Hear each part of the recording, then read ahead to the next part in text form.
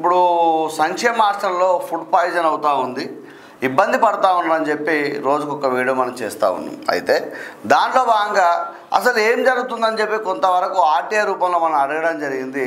దాంట్లో భాగంగా ఇప్పుడు ఏదో ఒక హాస్టల్ మనం తీసుకోవడం జరుగుతూ ఉంది, హాస్టల్స్ తీసుకోవడం జరుగుతూ ఉంది. దాంట్లో భాగంగా ముఖ్యంగా ఇక్కడ విషయం తీసుకున్నట్టయితే ఒక నిమిషం,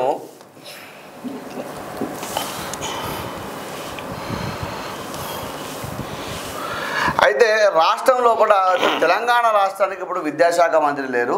అయితే ఈ మంత్రివర్గ విస్తరణ జరిగినప్పుడు విద్యాశాఖ మంత్రి వస్తారని చెప్పి చాలా వరకు కూడా మాట్లాడుకుంటూ ఉన్నారు. ఇప్పటి వరకు కూడా తెలంగాణ రాష్ట్రానికి విద్యాశాఖ మంత్రి ఇంకా రాకపోవడం బాధాకరం.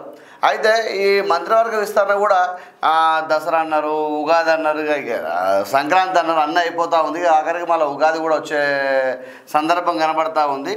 ఈ ఉగాది కొత్త సంవత్సరానికైనా ఈ మంత్రివర్గ విస్తరణ అయిపోయి ఆశావాహులందరికీ కూడా ఆనందం నింపాలని, అలాగే లేదంటే ఈ ఖాళీ ఉన్న పోస్టులు ఏదైతే ఉందో విద్యాశాఖ సంబంధించిన మంత్రి పదవి ఏదైతే ఖాళీ ఉందో ఎవరికి ఇవ్వాలని చెప్పి, ఎందుకంటే ముఖ్యమంత్రి గారి మీద అనేకమైన బాధ్యతలు ఉంటాయి, అనేకమైన సమస్యలతో ఇబ్బందులు ఉంటాయి. కాబట్టి అటువంటి శాఖలు ఏదైతే ఉందో విద్యాశాఖ సంబంధించింది ఎవరికొరికి మంత్రి పదవి అప్పచెప్పి వారిని రివ్యూ చేపించే విధంగా ముందుకు తీసుకుపోవాలని మేము చెప్తా ఉన్నాం.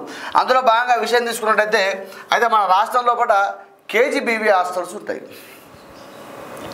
అంతే కదా, కేజీబీవీ హాస్టల్స్ ఉంటాయి. అయితే ఆ కేజీబీవీ హాస్టల్ లోపల మనమేం అడుగుతున్నామంటే అసలు ఏం ఫుడ్ పెడతా ఉన్నారు, వారికి ఏ పాలు ఇస్తూ ఉన్నారు, వారికి ఏం బిస్కెట్స్ ఇస్తూ ఉన్నారు, వారి యొక్క చదువు విధానం ఏంటిది అని చెప్పి రకరకాల ఆలోచనలు మా మధ్యలో మెదలడం జరిగింది.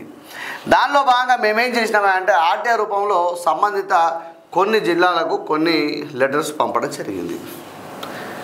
అయితే ఇక్కడ కొన్ని విషయాలు మాకు మహత్తరంగా తెలవడం జరిగింది.